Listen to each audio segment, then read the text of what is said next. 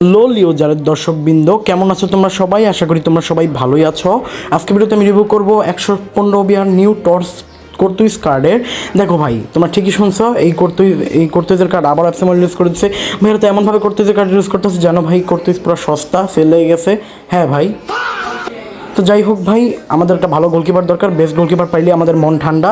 দেখতে পাচ্ছ কর্তুইজ স্ট্যাটস এবারও মনে হয় ভালো পারফরমেন্স করবে। তবে ভাই আমরা দেখবো এটা কি টর্চের ডোনারমা থেকে বেটার কিনা। দেখতে পাচ্ছ stats, diving, positioning, handling, reflex সব কিছু একদম বেস্ট এবং হাইটও ঠিক আছে।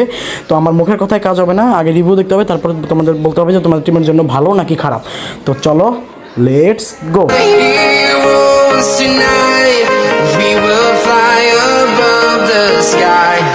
We are heroes tonight. Yeah, we are heroes tonight. We will fly above the sky. We are heroes tonight.